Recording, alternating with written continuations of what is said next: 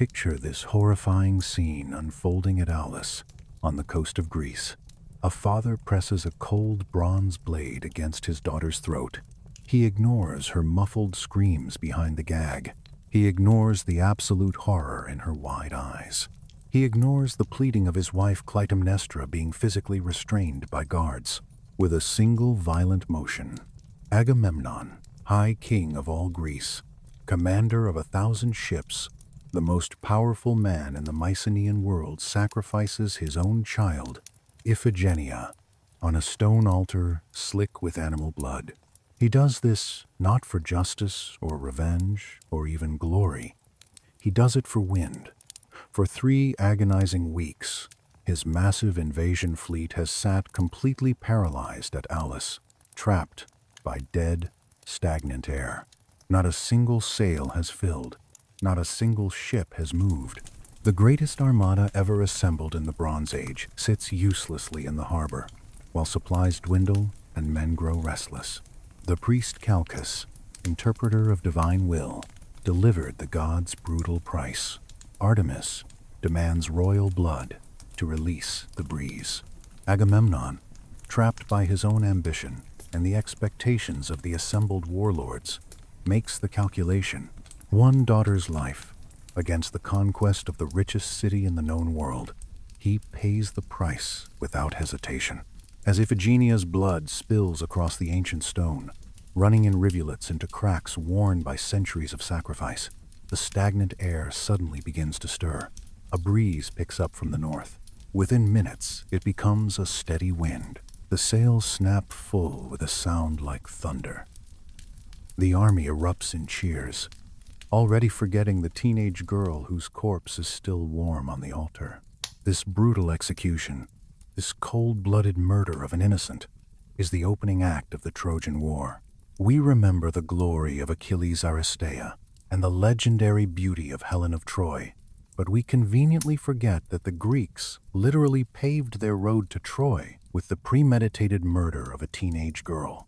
Before we dive into the brutal reality behind one of history's most famous wars, smash that like button and subscribe to Maproom Battles for more content exposing the hidden truths behind legendary conflicts. Drop a comment telling me where you're watching from. It's incredible that we're exploring these ancient stories together across continents and millennia, connected by our shared need to understand how ambition and violence shape civilizations.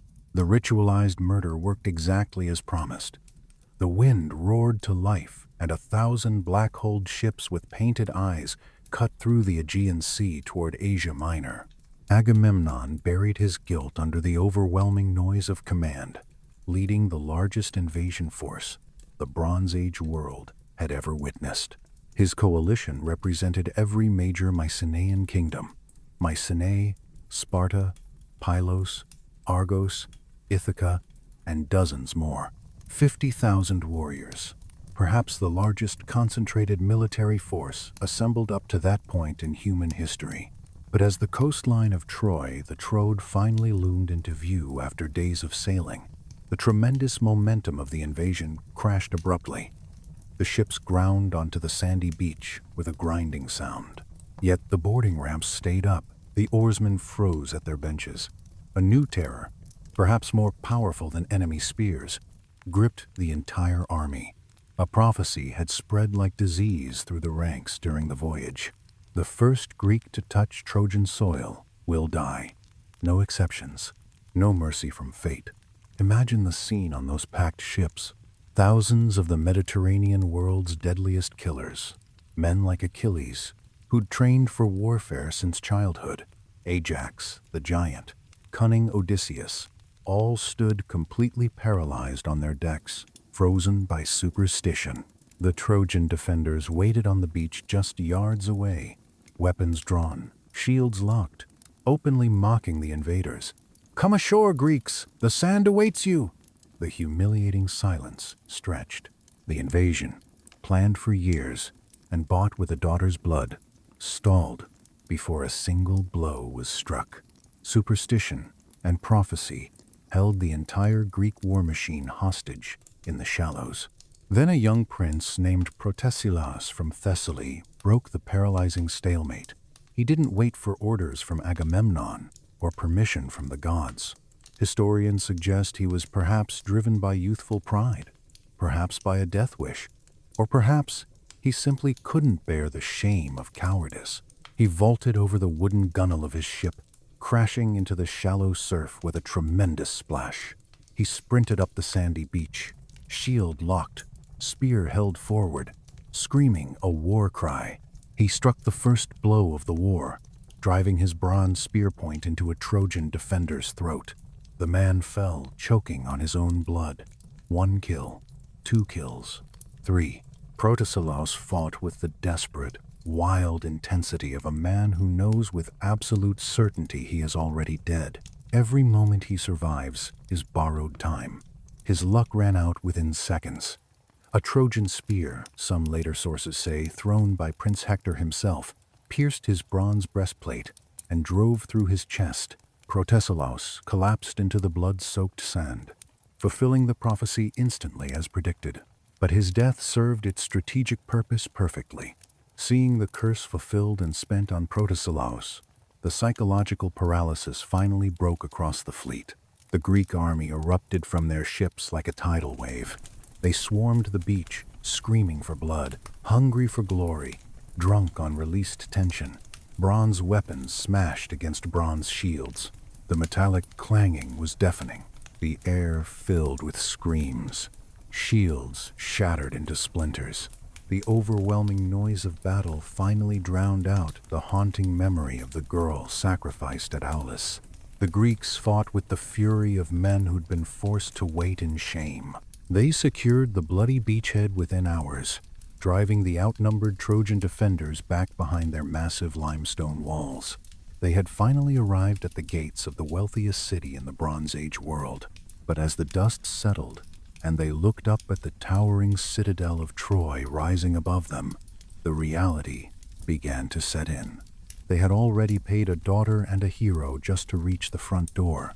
The real slaughter was only just beginning. Let's strip away the romantic poetry for a moment. While Homer's Iliad sings beautifully of Helen's legendary beauty and a stolen queen, the archaeological evidence and historical context tell a very different, grittier story. The Trojan War was likely far less about the face that launched 1,000 ships, and far more about controlling the shipping lanes themselves, the trade routes that generated obscene wealth. To understand the true brutality of this conflict, and why civilized men would spend a decade dying for it, you must first understand the geographic prize. Troy, known in Hittite diplomatic records as Wilusa, was not just another Bronze Age city among many. It was the ancient world's ultimate toll booth, a strategic choke point that couldn't be bypassed. Historical Troy sits at the mouth of the Dardanelles, the narrow strait connecting the Aegean Sea to the Black Sea. This specific geography created a natural wind trap that Bronze Age sailors couldn't overcome. Prevailing winds and powerful opposing currents in the strait often forced trading vessels to wait for days or even weeks, anchored in Troy's protected harbor, before favorable conditions allowed them to push upstream toward the Black Sea. While merchant ships waited helplessly, the Trojan kings charged them docking fees. They sold them overpriced supplies, food, fresh water, repairs. They taxed their valuable cargo. Troy grew obscenely, almost insultingly rich, not through conquest or innovation, but through pure geographic accident. For the hungry, ambitious warlords across the Aegean Sea, Troy wasn't just a rival to be respected or a threat to be contained. It was a bank vault, stuffed with gold, waiting to be cracked open. Now examine carefully the men trying to crack that vault. Forget completely the sanitized image of white-robed philosophers debating democracy in marble halls. Those classical Greeks come 800 years later, a completely different civilization. The Mycenaean Greeks of 1200 BC were something else entirely. A warrior aristocracy, the Vikings of the Bronze Age Mediterranean. They lived in massive citadels, built of stone blocks so impossibly large that later generations genuinely believed only mythical cyclopes could have lifted them into place. Their society was rigidly hierarchical, ruled by a wanax, a warrior king, whose political authority rested entirely on his ability to successfully distribute plunder to his followers. Mycenaean art reveals their cultural obsession with violence. They didn't paint pastoral landscapes or domestic scenes. They painted hunting scenes, charging warriors, boar tusk helmets, and distinctive figure-eight shields. Their palatial economy ran fundamentally on raiding and tribute extraction. When trade slowed or when a neighboring kingdom looked too prosperous for its own good, the Mycenaean gangs launched. They were apex predators, and across the glittering water they saw the fattest, most tempting prey of all. The abduction of Helen, whether she went willingly with Paris as a lover or was taken by force as a captive, provided the perfect casus belli, the legal justification for war. In a warrior culture driven entirely by time, honor, and public reputation, Paris of Troy didn't just steal another man's wife. He publicly, humiliatingly, insulted a king in his own house. This unforgivable insult gave Agamemnon the political leverage he desperately needed to unite the fractured, constantly squabbling Mycenaean warlords under a single banner. He offered them a war that satisfied both their obsessive code of honor and their unquenchable lust for Trojan gold. It was perfect. But the Trojans were not helpless victims waiting to be conquered. They were the westernmost outpost of the sophisticated Anatolian cultural sphere, backed by diplomatic treaties with the mighty Hittite Empire, one of the Bronze Age's great superpowers. Their city was a genuine engineering marvel. The walls that archaeologist Heinrich Schliemann and later researchers uncovered specifically, the layer known as Troy 6th and Troy 7I, feature impressive limestone masonry, deliberately tilted inward to withstand earthquakes and frustrate attackers. They had carefully guarded deep water wells dug within the citadel itself, meaning they could theoretically survive a siege for years without depending on external water sources. The violent collision of these two military forces was inevitable. On one side, a coalition of pirate kings desperate for resources and plunder as the entire Bronze Age world economy began its mysterious collapse. On the other side, a wealthy, heavily fortified merchant city controlling the crucial artery of ancient Mediterranean trade. When the Greek coalition finally surrounded those towering walls, they realized their catastrophic tactical mistake. They couldn't possibly storm the city. The walls were too high, too well built. The defenders were too well supplied. The Greeks had no siege engines, no way to breach the fortifications. They had no choice but to dig in for the long term. They turned the beach into a permanent, sprawling military slum. They systematically raided the surrounding countryside villages for food, women, livestock, and slaves, creating a perimeter of devastation that stretched for miles in every direction. This wasn't a noble duel between champions. It devolved into a grinding, miserable war of attrition that nobody had planned for. The Greeks couldn't get inside the walls. The Trojans couldn't drive them away from the beach. For 10 long, grinding years, the most advanced killing machines of the era were locked in a bloody stalemate, slowly grinding each other into dust, while the world around them began to mysteriously burn and collapse. History and epic poetry compress time in misleading ways. When modern people think of the Trojan War, we imagine a continuous 10-year assault on the main Scaean gates, constant fighting. But Bronze Age siege warfare didn't actually work that way. For the first 9 years of the conflict, the massive main walls of Troy remained largely untouched, unbreached. The Greeks quickly realized with frustration that they couldn't breach the fortifications of Wilusa with brute force or courage, so they changed tactics entirely. They turned their backs on the impregnable city and unleashed coordinated hell on the vulnerable surrounding countryside instead. The Greek army was a massive, constantly hungry beast requiring enormous resources. To feed 50,000 men and thousands of horses daily, They needed a continuous, reliable stream of grain, meat, wine, and fodder. They didn't import these supplies from home. The logistics would be impossible. They stole them systematically. Under the brilliant command of Achilles, the elite Myrmidons became a mobile strike force, systematically dismantling the Trojan economic network, one village at a time. Homer mentions specifically that Achilles personally sacked 12 cities by sea and 11 more by land during these years. These weren't glorious pitched battles. They were brutal liquidation operations designed to extract maximum resources. The Greeks would descend without warning upon a smaller town allied with Troy, places like Lyarnessus or Thebe, and methodically erase it from existence. They killed the fighting age men to eliminate future resistance. They enslaved the women and children to sell or keep. They looted all portable wealth and livestock. This ruthless strategy served a dual purpose. It kept the Greek army fed without supply lines, and it slowly choked Troy economically by cutting off its supply network and terrorizing its allies into abandoning the coalition. This brings us to the darkest currency of the Bronze Age world, human beings as property. In the modern consciousness, we focus romantically on the stolen queen, Helen of Sparta, but thousands of anonymous women paid the horrific price for her abduction, their stories lost. During the systematic sack of Lyarnessus, the warrior Achilles personally killed the king and all the male relatives of a woman named Briseis. He then claimed her as his property, a war prize to be displayed in his tent as proof of his prowess. In a neighboring raid on Thebe, the Greeks captured Chryseis, the young daughter of Chryses, a priest of Apollo.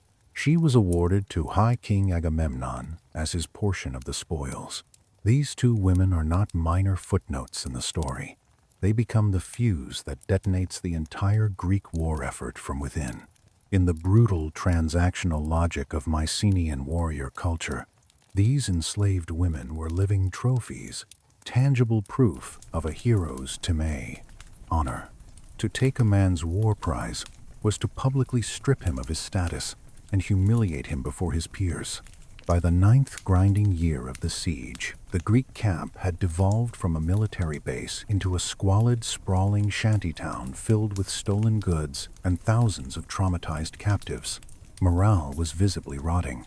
The common soldiers were exhausted and sick of dying for Agamemnon's greed and ambition. The camp dirt was literally soaked with dysentery and human waste. The summer heat was oppressive. They had come for glory and gold, but they had spent nearly a decade acting as glorified cattle rustlers and slavers. Meanwhile, behind the high limestone walls of Troy, different but equally intense pressure was mounting. While the citadel itself remained secure and well supplied, watching their allied villages systematically burn created deep internal political fissures. Prince Hector, the supreme commander of the Trojan military forces, had to watch the smoke rise from neighboring towns every few weeks, knowing that every village burned was one less ally to call upon in crisis, one less source of food and men. He wasn't just fighting the Greeks militarily. He was managing a fragile coalition that was being slowly bled dry by attrition. The stalemate had dragged on far too long for anyone's plans. The Greeks were rich in plunder and slaves, but poor in actual victory. The Trojans were physically safe, but psychologically suffocating. The atmosphere in the Greek camp on the beach had become toxic, a powder keg soaked in frustration waiting for a spark. That spark wouldn't come from a Trojan sword. It would come from a microscopic enemy that laughed at armor and aristocratic pride. An old man, a priest of Apollo named Chryses, walked alone into the Greek camp, carrying an enormous ransom for his daughter Chryseis. He begged Agamemnon publicly for her return, offering gold, bronze, tripods, everything he owned.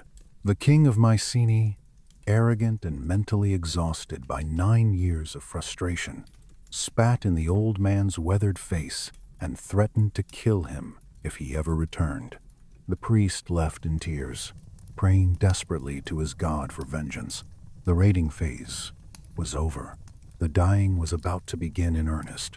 The divine retribution was swift and terrible. In Homer's poetic verses, Apollo descended from Olympus like nightfall itself, his silver bow singing as he rained invisible arrows of plague upon the Greek camp. First, the dogs and mules died in the hundreds. Then the men started falling. Remove the mythological metaphor and you are left with grim biological reality. After 9 years of continuous siege warfare, the Greek camp was a disease-breeding cesspool. 50,000 men and thousands of animals, living in extremely close quarters, with absolutely no sanitation system, created a perfect breeding ground for pandemic disaster. The arrows of Apollo were likely typhoid fever, dysentery, or bubonic plague carried by the rats and fleas, thriving in the overflowing latrines and piles of rotting garbage. The brutal summer heat turned the beach into an incubator of death. Funeral pyres burned continuously day and night, the thick, greasy smoke choking the survivors and blocking out the sun. The army was literally rotting from the inside out, dying faster than Trojan weapons could kill them. Desperation forces action even from proud men. Achilles, the greatest warrior, watching his own Myrmidon troops, dying not by the honorable sword but by fever and vomit, called an unauthorized assembly. This was a direct, calculated challenge to the chain of command. Only the High King Agamemnon had the political authority to summon the council of leaders. By taking the initiative himself, Achilles wasn't just trying to solve the plague crisis. He was publicly questioning Agamemnon's competence as supreme commander. In the center of the dying camp, surrounded by coughing, feverish soldiers, and the overwhelming smell of burning flesh from the pyres, the seer Calchas spoke the dangerous truth. The plague was Agamemnon's fault entirely. He had insulted Apollo's priest. To save the army from complete annihilation, Chryseis had to be returned immediately to her father. Agamemnon's reaction defines perfectly the fragility of male ego in the ancient warrior world. He knew intellectually the seer was right. But in front of his rival warlords and their watching troops, admitting a mistake was political suicide, a fatal loss of face. He stood up, his eyes described in the Iliad as blazing like fire, and lashed out with barely controlled rage. He agreed to return the girl to stop the plague, but he demanded immediate compensation for his loss. If he had to lose his war prize and the status it represented, he would take someone else's as replacement, and he deliberately chose the prize belonging to the man who had dared to challenge him publicly. He demanded Briseis, the woman enslaved by Achilles. This moment is the pivot point of the entire war, the hinge on which everything turns. This confrontation between Agamemnon and Achilles wasn't a romantic lover's quarrel. In the rigid value system of the Iliad, honor was physical and tangible. It was measured precisely in gold tripods, bronze cauldrons, fine horses, and enslaved women. To take Achilles' prize was to physically, publicly strip him of his honor.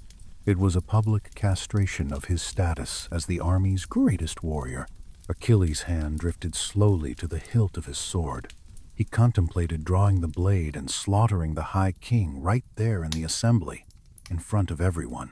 It would have ended the war instantly, but as a civil war on the beach rather than a victory. Instead, he chose a weapon far more devastating than bronze. He chose calculated absence. He slammed his scepter violently into the ground and swore a terrifying oath that echoed across the camp. He would not lift a single finger to help the Greeks anymore. He would sit by his black ships and watch with satisfaction as Hector and the Trojans slaughtered them all. He wanted Agamemnon to suffer, to realize how worthless he was without his greatest weapon. Agamemnon called his bluff with equal pride. His heralds marched to Achilles' tent and took Briseis by force. Achilles let her go without resistance. He didn't fight for her physically. He retreated into a sullen, dangerous silence that terrified his own men. The consequences were immediate and catastrophic. The Myrmidons, the elite shock troops of the entire Greek army, grounded their spears. The best fighter on the beach was now a spectator. Up on the high walls of Troy, the alert sentries noticed the change immediately. The smoke of the funeral pyres was finally clearing, but the Greek formation had visibly fractured. The distinctive banner of Achilles was gone from the line. Prince Hector saw his opportunity clearly. For 9 long years, the Trojans had played pure defense, terrified of meeting Achilles in open battle. Now the wolf was chained by pride. The massive Scaean gates creaked open for the first time in years. The Trojan army, fresh and eager after years of waiting, poured out onto the dusty plain. The stalemate was finally broken. The Greeks had cured the plague, but they had invited a massacre. The collision of the two armies on the plain of Scamander shook the very ground. This was not the disciplined phalanx combat of the later classical Spartans, or the organized legion warfare of Romans. Bronze Age warfare was chaotic, visceral, and intensely personal. It focused on individual aristocratic prowess, rather than collective maneuvering. To understand the specific violence, examine the tools. Bronze Age weapons were significantly heavier and crucially softer than later iron implements. A bronze sword could bend upon hard impact with a shield rim. Warriors often had to pause in the middle of desperate fights to literally step on their blades and straighten them out before continuing. Spears were the primary killers on both sides. Heavy ash wood shafts tipped with leaf-shaped bronze points designed to punch through layered linen armor and the distinctive boar-tusk helmets. Chariots didn't charge suicidally into packed infantry lines like medieval knights. They acted as prestigious battle taxis, ferrying aristocratic warriors to the front lines, where they would dismount dramatically, fight in single combat, and then retreat back to the chariot if the tactical tide turned against them. In this swirling dust cloud of individual combat, a singular personal drama unfolded. Paris, the Prince of Troy, and the man who had started this entire war, stepped forward dramatically. Wearing a leopard skin across his shoulders and armed primarily with a bow, a weapon often considered cowardly by heavy infantry standards, he challenged the entire Greek front rank. It was a moment of supreme, foolish arrogance. Menelaus, king of Sparta, accepted immediately and eagerly. He saw the man who had violated his hospitality, eaten his food, slept under his roof, and stolen his wife. He jumped from his chariot, his bronze armor clattering, driven by a decade of suppressed rage and humiliation. The duel between Paris of Troy and Menelaus reveals the stark difference between a lover and a trained killer. Paris was outmatched instantly and pathetically. He threw his spear first. It hit Menelaus's layered shield and bent harmlessly. Menelaus threw his weapon with lethal precision, born of decades of practice, the bronze point tearing through Paris's shield and armor, barely missing his ribs by inches. As Paris stumbled backward in terror, Menelaus shattered his sword over the Trojan's bronze helmet in frustration, then lunged forward with his bare hands. He grabbed the horsehair crest of Paris's helmet and began to physically drag him back toward the Greek lines like a trophy. The leather chin strap choked the prince. Paris was mere seconds from death or capture. In the mythological version, the goddess Aphrodite magically snaps the strap and whisks Paris away in a cloud of divine mist. In reality, perhaps the strap simply broke under the strain, or perhaps Trojan allies rushed in desperately to pull their terrified prince to safety before he was killed. Either way, Paris fled the field. He retreated shamefully to the safety of his perfumed bedchamber, while better men died for his vanity outside the walls. With the duel ending in a technical farce, the temporary truce collapsed immediately. The general slaughter resumed with renewed fury. But with Achilles sulking by his black ships, the Greeks desperately needed a new avatar of destruction. They found one in Diomedes, the young king of Argos, and one of the youngest Achaean leaders present. Diomedes entered a state the Greeks called aristeia, a transcendent moment of battlefield excellence, where a warrior seems possessed by divine fury. He didn't just fight competently, he rampaged like a force of nature. He slaughtered Trojan warriors by the dozen. When Pandarus, the archer who had broken the truce, shot him in the shoulder, Diomedes simply pulled the arrow out with a grunt, prayed briefly to Athena, and returned to the fight with doubled fury and no apparent pain. His aggression was absolute and terrifying. Homer describes him attacking not just mortal men, but gods themselves, wounding the goddess Aphrodite and even Ares, the god of war. Strip away the theological metaphor, and you see a warrior fighting with such terrifying, berserker intensity that he seemed genuinely invincible. A man who recognized absolutely no limits, human or divine. He personally shattered the Trojan offensive almost single-handedly, proving that the Greek war machine had more than one engine of destruction. While Paris perfumed his armor in the palace and made excuses, Diomedes was out in the choking dust, covered in other men's blood, keeping Greek hope alive through sheer violence. The contrast was brutal and obvious to everyone watching. The war would not be won by pretty princes with bows, but by men willing to wade chest deep through the gore. The war had reached the Greek ships themselves, the last line of defense. Hector, brilliantly seizing the momentum while Achilles remained absent, had smashed completely through the defensive wall the Greeks had built and was now setting fire to the stern of a Greek galley. The smell of burning pitch and wood signaled the approaching end. If the ships burned, the Greeks would be permanently trapped on this hostile beach and eventually slaughtered to the man. Achilles watched the rising smoke from his tent, still unmoved by the crisis. But Patroclus, his closest companion, and in many ancient interpretations his lover, could not stand the guilty idleness any longer. He begged Achilles to let him wear the famous armor and lead the Myrmidons into battle, hoping the mere sight of the legendary silhouette alone would psychologically terrify the Trojans into retreat. Achilles agreed reluctantly, but with a strict, explicit warning. Push the Trojans back from the ships to save the fleet, but do not pursue them aggressively to the walls of Troy. Stay defensive. Patroclus ignored him completely. Drunk on the sudden intoxicating power of command and the adrenaline of combat, he drove the Trojans back across the entire plain. He killed Sarpedon, a major Trojan ally and son of Zeus. He forgot his place.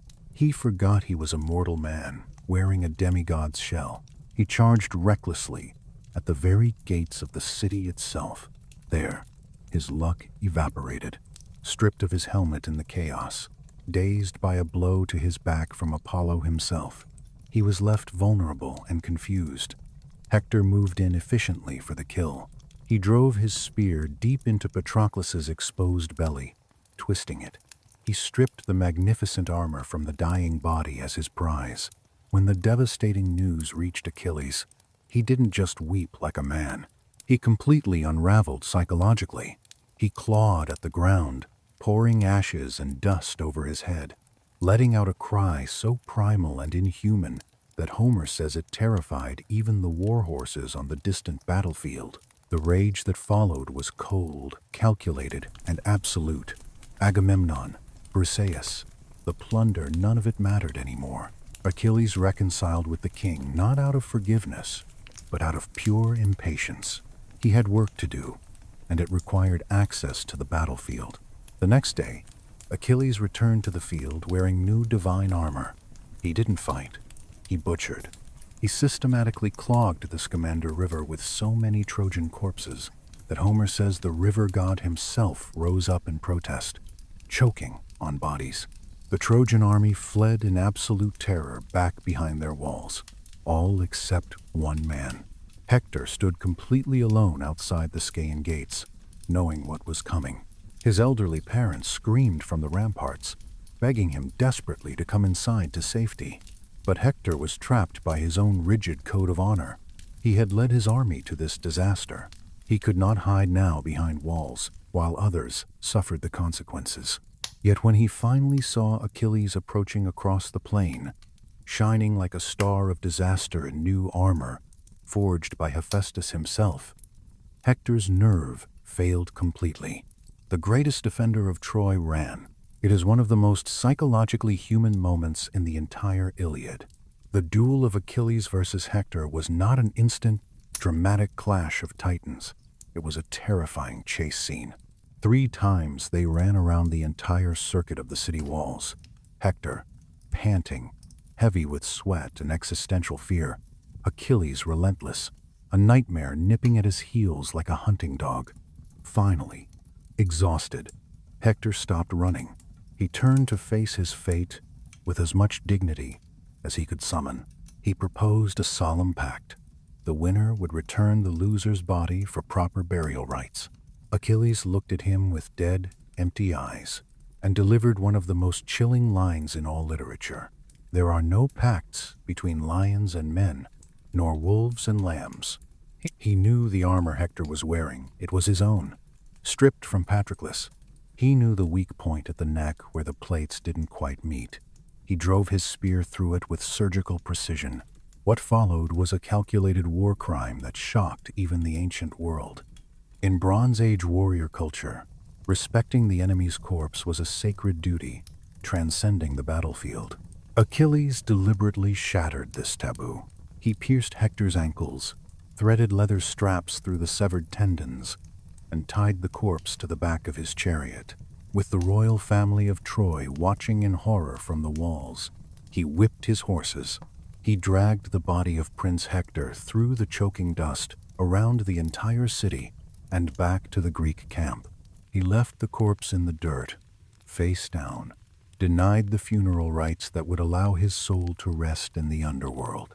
The hero had become a monster.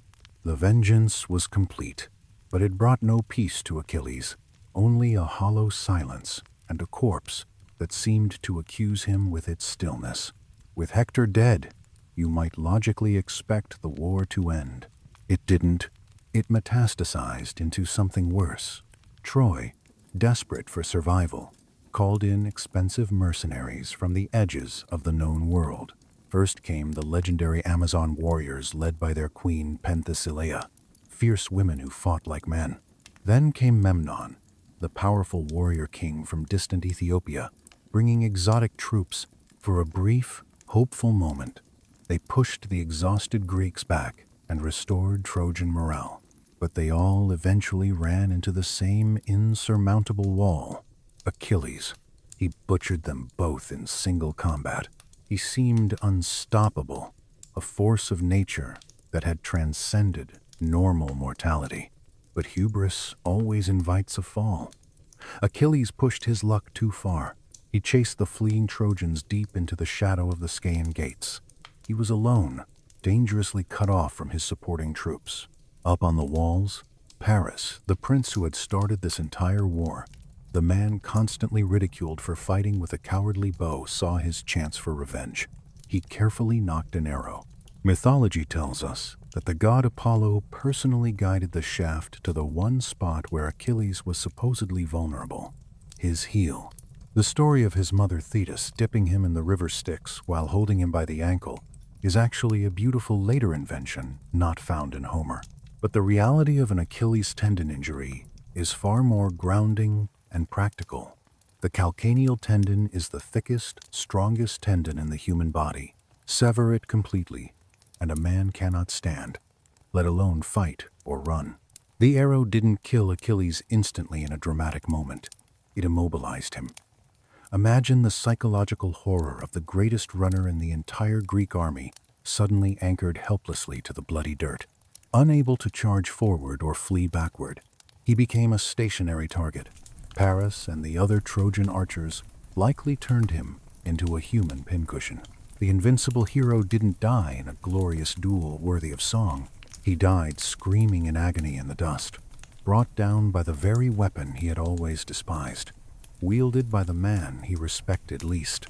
His death created a power vacuum that would psychologically destroy the second greatest Greek hero. Ajax the Great.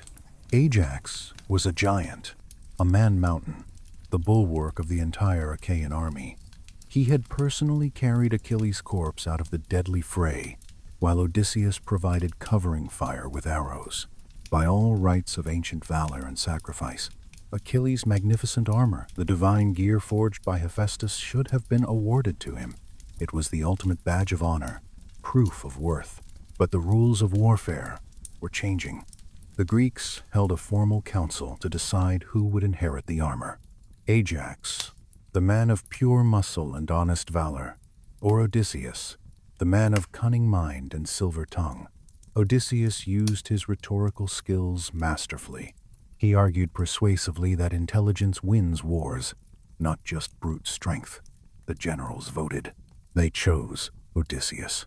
This betrayal broke Ajax completely.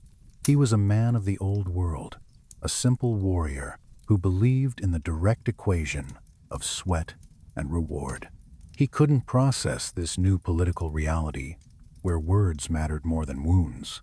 That night, his humiliation curdled into homicidal madness. Legend says the goddess Athena clouded his mind as punishment, but modern psychology might call it a severe psychotic break induced by combat stress and profound dishonor.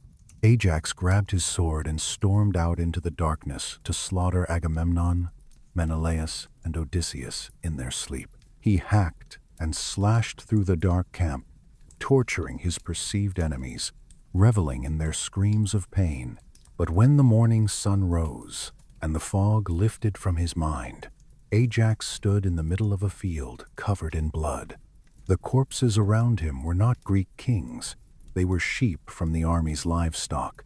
In his delirium, he had slaughtered the army's food supply, thinking they were his rivals. The shame was absolute and unbearable. For a Greek hero, being laughed at was genuinely a fate worse than death.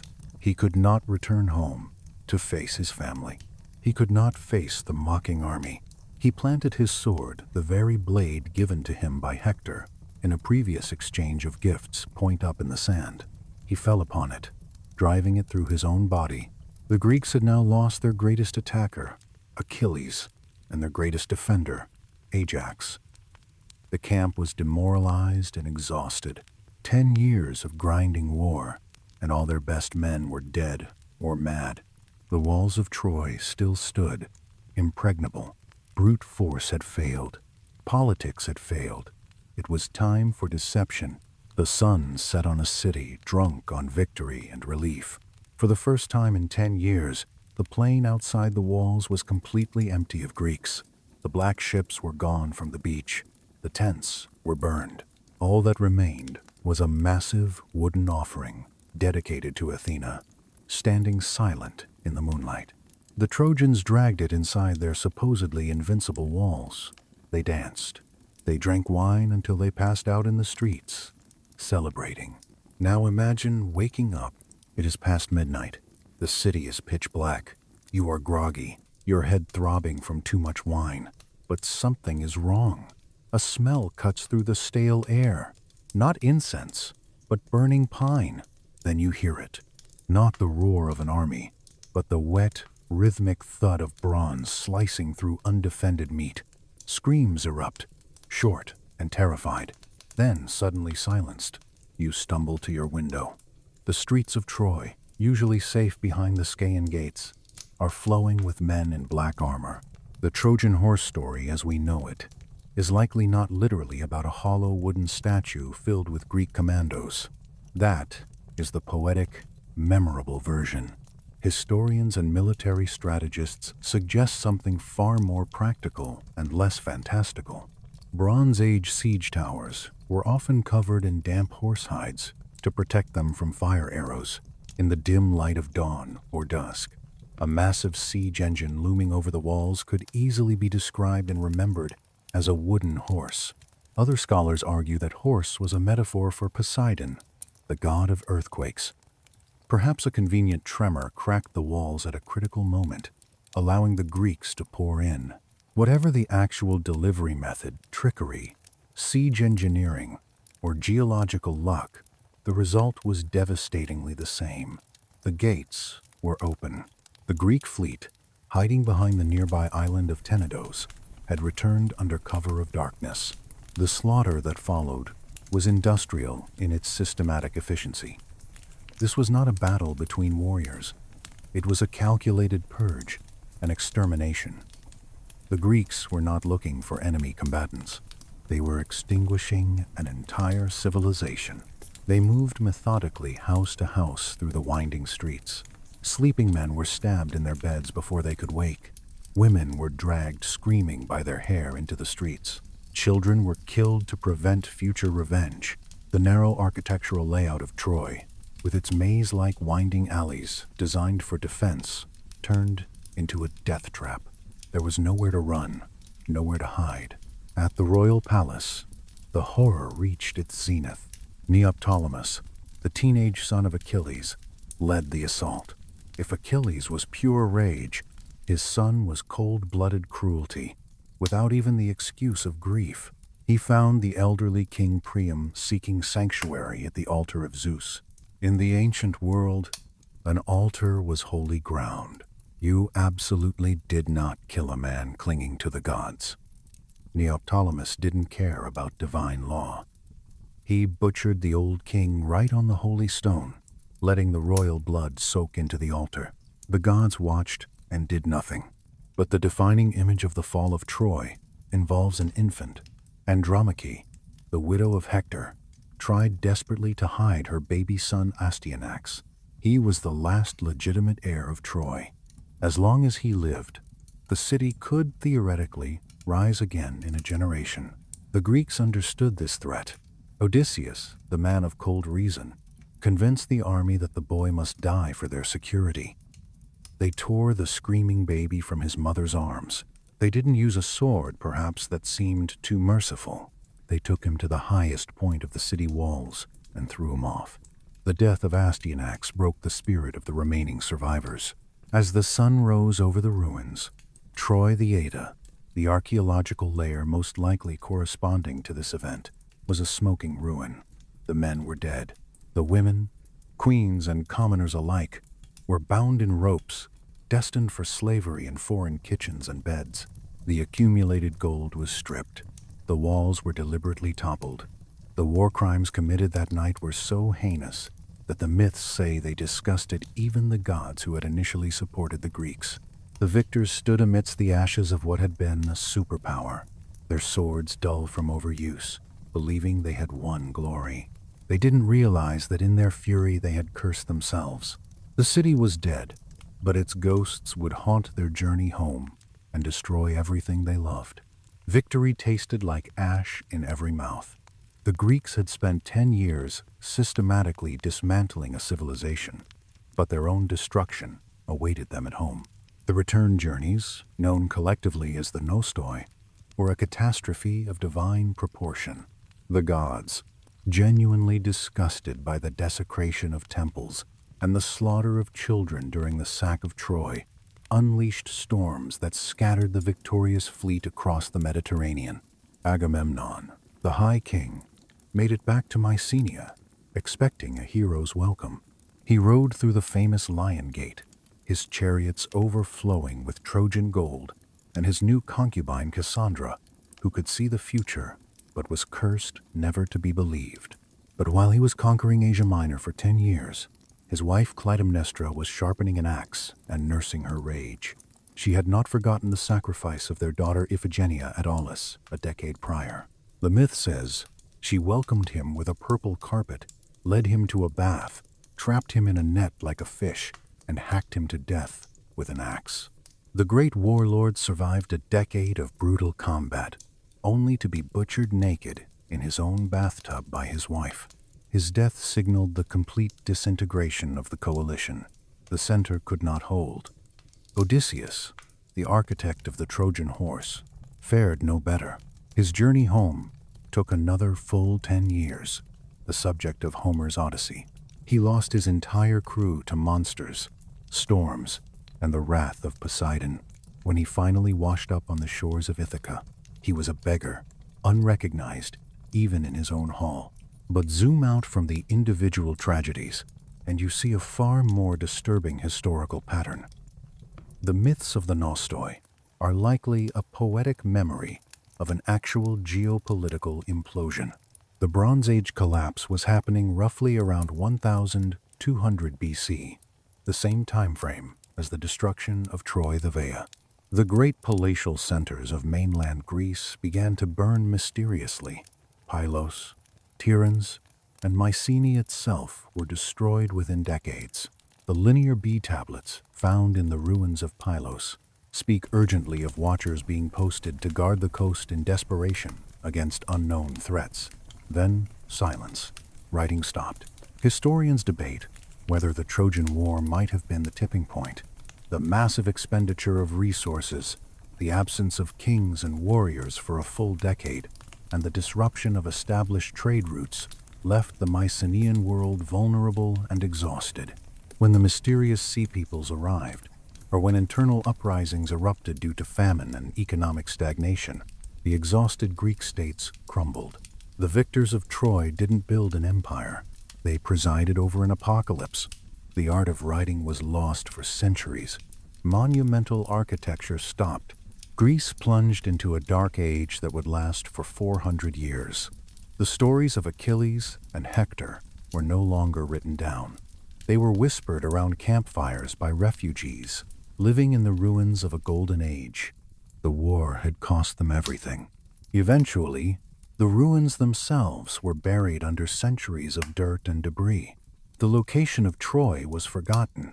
For 3,000 years, the war existed only in Homer's hexameter verse. Scholars in Victorian London and Berlin dismissed the Iliad as pure fantasy, a collection of solar myths and moral allegories. They believed Troy was as real as Atlantis or El Dorado. Then a man with a shovel and a childhood obsession arrived in Turkey. He didn't care about academic consensus. He cared about digging. In the late 19th century, a German businessman named Heinrich Schliemann arrived in northwest Turkey with a copy of the Iliad in one hand and a shovel in the other. Scholars laughed at him. They insisted Troy was pure myth. Schliemann, a man who had made a fortune during the Crimean War and was known for stretching the truth, ignored them all. He began to dig into a large mound, locally known as Hisarlik. He didn't use careful trowels and delicate brushes like modern archaeologists. He used dynamite to speed the work. Schliemann blasted through thousands of years of accumulated history, destroying irreplaceable upper layers to get to the bottom where he believed King Priam's city lay. He found gold, massive amounts of it. He draped the ancient jewelry over his young wife Sophia and took a photograph that stunned the world. "I have gazed on the face of Agamemnon," he famously claimed later, when he found similar treasures at Mycenae. He was wrong about the chronology. The gold he found at Troy belonged to Troy too, a civilization that existed a full 1,000 years before the Trojan War period. He had dug right past his target in his enthusiasm, but despite his destructive methods and self-aggrandizement, Schliemann proved the most important fact: Troy was real. It existed. Later archaeologists Wilhelm Dürpfeld and Manfred Korfmann cleaned up the methodological mess and carefully analyzed the stratigraphy. They identified 9 major cities built on top of each other over millennia. The leading candidates for Homer's war are Troy the Sixth and Troy the Sixthy. Troy the Sixth was a magnificent citadel with sloping limestone walls exactly as Homer described in detail. But it wasn't destroyed by war. It was likely toppled by an earthquake around 1250 BC. This gives credence to the Poseidon theory of the Trojan Horse. But look carefully at Troy the Five. This layer, dating to around 1180 BC, tells a darker, more violent story. The houses were cramped and poorly built, filling every available open space, suggesting a city under siege, overcrowded with refugees from the countryside. Large storage jars were buried in the floors of houses to secretly hoard food, and the end of this city was undeniably violent. Archaeologists found a thick layer of ash and charcoal covering the entire site. They found bronze arrowheads embedded in the walls where they'd struck during an assault. They found unburied human remains in the streets, skeletons that had been struck down and left to rot where they fell. This matches exactly the brutality of the sack described in myth.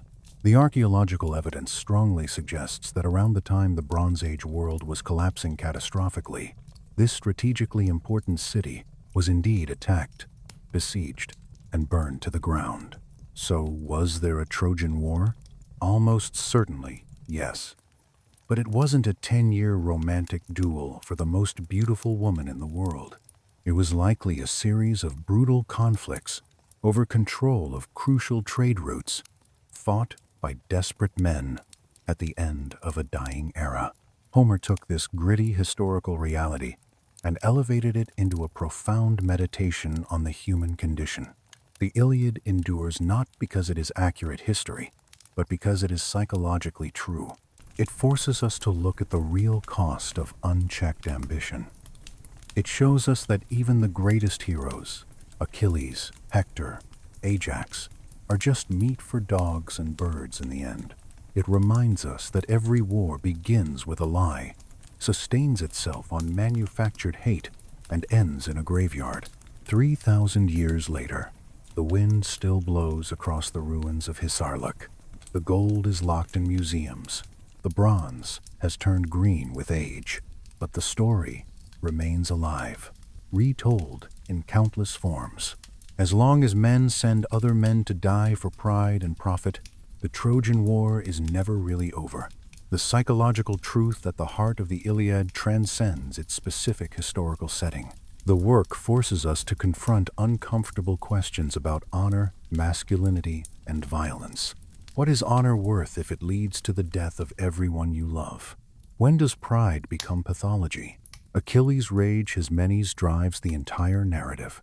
He chooses eternal glory over long life, and he gets it. But at what cost? He loses Patroclus, the person he loved most. He loses his own humanity, becoming a monster who desecrates corpses. He dies young, and his son continues the cycle of violence. The Iliad suggests that the warrior code, despite its superficial glory, is ultimately self-destructive. The treatment of women in the epic is equally revealing and disturbing. They exist primarily as objects, prizes to be won, property to be exchanged, symbols of male honor. Briseis has almost no voice in the text, despite being the catalyst for the central conflict. Helen is blamed for a war she didn't start, carrying guilt for male violence. Andromache's grief is real and powerful, but she is powerless to protect her child from male political calculations. The epic shows us a world where women are systematically denied agency. They're suffering collateral damage in masculine conflicts. Yet Homer's genius is that he makes us feel that suffering, makes us see the human cost behind the glorious war. The Iliad also meditates on mortality in profound ways. The Bronze Age Greeks had no concept of heavenly reward or resurrection. Death was final, a descent into the shadowy underworld where life became a pale shadow. This makes their obsession with Kleos more understandable. If death is total annihilation, then living on in song is the only immortality available. Achilles explicitly chooses eternal fame over long life, but the poem questions whether this choice is wise. When Odysseus later meets Achilles' shade in the underworld, in the Odyssey, the dead hero says he would rather be a living slave than a dead king. Glory seems empty when you're dead. The theme of fate versus free will runs throughout.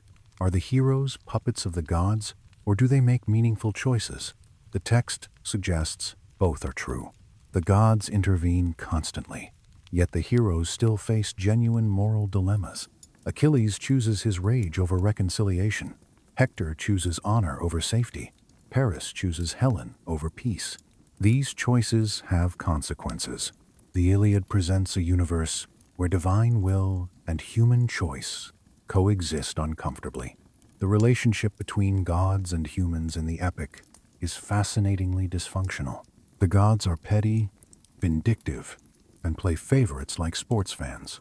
They care more about their own honor than human suffering. Aphrodite saves Paris, not because he's noble, but because he's pretty, and he worships her. Athena and Hera hate Troy because Paris didn't choose them in a beauty contest. The gods' interventions often make things worse. This suggests a universe where divine justice is arbitrary or non-existent, where humans suffer, not because they deserve it, but because they're caught in divine feuds beyond their control. The epic's ambivalence toward violence is profound. On one hand, Homer makes warfare visceral and horrifying. He describes wounds in clinical, gruesome detail, spears through teeth, bowels spilling out, men crying for their mothers as they die. He doesn't sanitize the horror. On the other hand, the text clearly admires martial prowess. Achilles and Hector are celebrated despite being killers. The epic seems to both glorify and condemn war, presenting it as simultaneously terrible and the arena where men prove their worth. This tension remains unresolved, which is part of what makes the work so powerful and disturbing. The Iliad's ending is also significant for what it doesn't include. The poem doesn't end with Troy's fall or Achilles' death. It ends with Priam and Achilles sharing a meal after Priam ransoms Hector's body. Two enemies, united by grief, showing each other basic human compassion. Then Hector is buried, and the poem ends. We know the war will continue. We know Troy will fall. But Homer chooses to end with a moment of humanity, suggesting that this, not the killing, is what ultimately matters. The historical reality behind the myth is equally fascinating. The Bronze Age collapse around 1200 BC was one of history's great catastrophes. Within a few decades, virtually every major civilization in the eastern Mediterranean collapsed or was severely damaged. The Hittite Empire vanished. Mycenaean Greece burned. Egypt barely survived. The causes remain debated. Climate change, earthquakes, invasions, internal revolts, or more likely, a cascade of interconnected failures. The Trojan War, if it happened, occurred right at this inflection point. Some historians suggest that the war was a symptom rather than a cause, that collapsing Bronze Age kingdoms turned to desperate raiding as their trade networks failed. The siege of Troy might have been one of many such conflicts, as civilizations competed for shrinking resources. The Mycenaean Greeks were at their peak around 1300 BC, then rapidly declined. The timing is suggestive.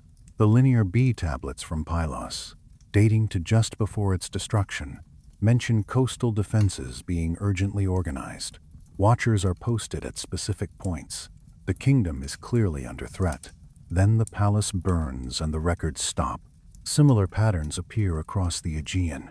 Something was happening, whether migrations, raids, rebellions, or environmental catastrophe. The fall of Troy V fits into this broader pattern of Bronze Age collapse. The city burned around 1180 BC, right in the middle of the crisis period. Whether it was burned by Greeks, sea peoples, or internal revolt, we can't say for certain. But the archaeological evidence of violent destruction is clear. The broader lesson is that complex civilizations are fragile. The Bronze Age kingdoms seemed powerful and permanent, but they collapsed quickly when multiple stresses hit simultaneously. Trade disrupted, crops failed, populations moved, and suddenly the entire system unraveled. The Trojan War, whether a specific historical event or symbolic representation, captures this moment of transition from Bronze Age complexity to Iron Age chaos. The rediscovery of Troy in the 19th century had profound effects on how we understand the relationship between myth and history. Before Schliemann, most scholars assumed Homer was pure fiction. After Schliemann, pendulum swung the other way. Some assumed Homer was historically accurate in detail. The truth is somewhere in between. The Iliad preserves genuine Bronze Age details, accurate descriptions of weapons, armor and palace architecture that Homer, writing 400 plus years after the events, couldn't have invented. But it also includes impossible divine interventions, contradictions, and poetic exaggerations. Modern scholarship sees the epics as distant memories of real events, passed down through oral tradition and transformed by centuries of retelling. The core of a historical conflict is there, but buried under layers of myth, ideology, and poetic elaboration. This is how oral traditions work. The framework is historical. The details are creative. The continuing power of the Trojan War story in Western culture is remarkable. It's been retold countless times in ancient Greek tragedy, Roman epic, medieval romance, Renaissance drama, modern novels, and Hollywood films. Why does it endure? Partly because it asks eternal questions about honor, love, violence, and mortality. Partly because its characters feel psychologically real, despite being mythical. Achilles' rage, Hector's duty, Paris' selfishness, Helen's guilt, these remain recognizable human types. The story also serves as a founding myth for Western literature. The Iliad and Odyssey are the first major works of European literature, and they set patterns that later writers would follow and subvert. The angry hero, the clever trickster, the faithful wife, the doomed city, these archetypes originate here. Every later war story, in some way, responds to Homer. Every later hero is either an Achilles or an Odysseus, or a rejection of both. In our modern world, the Trojan War remains disturbingly relevant. We still launch wars for dubious reasons, dressing them up in noble rhetoric while pursuing resources and power. We still send young men to die for old men's pride.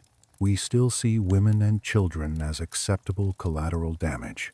We still tell ourselves stories about honor and glory to justify horror. The Iliad, written nearly 3,000 years ago, understands this.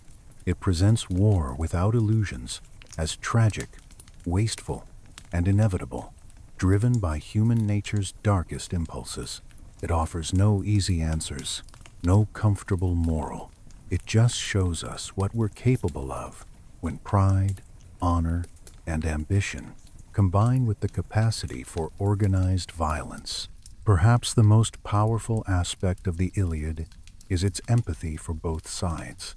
Homer doesn't present the Trojans as evil barbarians deserving destruction. He makes them sympathetic. Hector is noble, Priam is dignified, Andromache is devoted. He makes us care about them even as we know their doom is sealed. This narrative choice is radical. Homer could have made the Greeks pure heroes and Trojans pure villains. Instead, he suggests that both sides have valid perspectives, that war creates tragedy for everyone involved, that there are no real winners. This moral complexity is part of why the work endures. It refuses simplistic patriotism. The archaeological work continues at Troy, Hisarlik. Modern excavations using advanced techniques have revealed more details about the site's history. We now know Troy was occupied for nearly 4,000 years, from early Bronze Age through Roman times. We know it was a significant trading center, positioned perfectly to control maritime traffic. We know it had extensive lower town beyond the citadel, making it much larger than earlier archaeologists realized. We know it had significant contact with the Mycenaean Greek world. Mycenaean pottery has been found in Troy, V6, and Evier layers. We also know it was violently destroyed multiple times, rebuilt repeatedly. Troy was clearly an important, contested location throughout the Bronze Age. Whether a specific 10-year siege by a Greek coalition occurred remains unprovable from archaeology alone.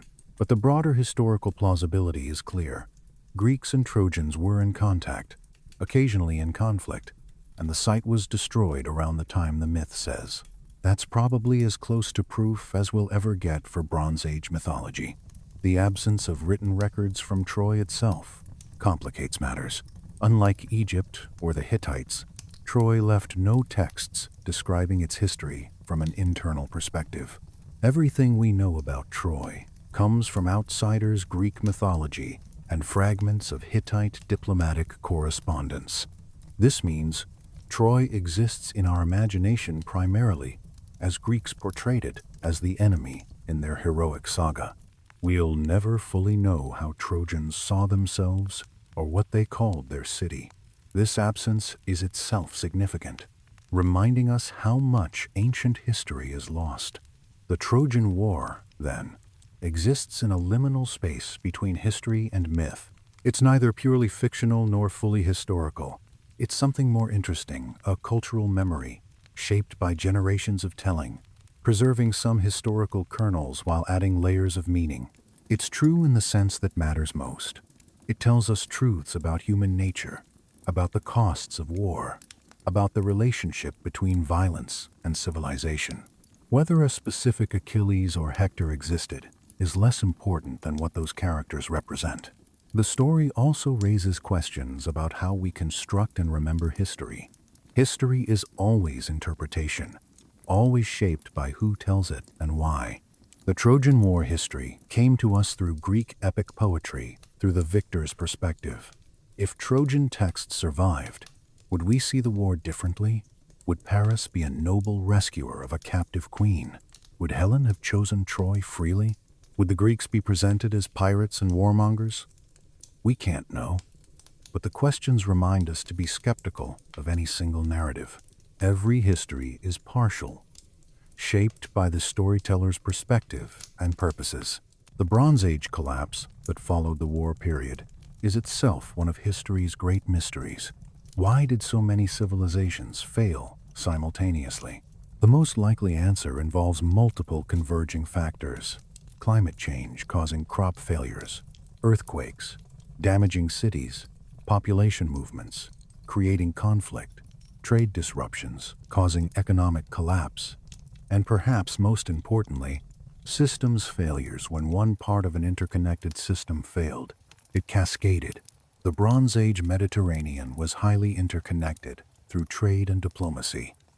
When that network broke down, isolated kingdoms couldn't survive alone. They were too specialized, too dependent on imports of tin, copper, grain. When the ships stopped coming, the system collapsed. It took centuries to rebuild, and the world that emerged was fundamentally different: smaller kingdoms, iron instead of bronze, alphabetic writing instead of syllabic scripts, and new peoples in new places. The Trojan War sits at this civilizational hinge. It represents the end of one world and the chaotic transition to another. Whether as actual event or symbolic narrative, it captures the violence and tragedy of that transition. The Greeks went to Troy seeking glory and plunder. They got destruction and dark age. The lesson applies beyond its specific context. When civilizations overextend, when they exhaust themselves in conflicts over resources, when complex systems lose resilience, collapse can follow shockingly fast. For modern audiences, the Trojan War remains a powerful cautionary tale. It warns against the seductive appeal of military glory, the dangers of pride and honor untethered from wisdom, and the way violence escalates beyond anyone's control. It shows how wars begun for cynical reasons, trade and plunder, get justified through noble rhetoric, honor, and love. It demonstrates how everyone loses in the end, Greeks and Trojans both destroyed. Perhaps most importantly, it reminds us that behind every war story are human beings, soldiers forced to fight, families destroyed, women enslaved, children murdered. The grand narratives of honor and glory exist to obscure these human costs. Homer's genius is making us see both levels simultaneously: the heroic and the horrific, the glorious and the grotesque. If you want to understand what happened after this catastrophe, how the Bronze Age collapse reshaped the Mediterranean world, check out our video on that topic. The Trojan War is never really over, because the human impulses it portrays, pride, revenge, competition for resources, the appeal of violence, are always with us.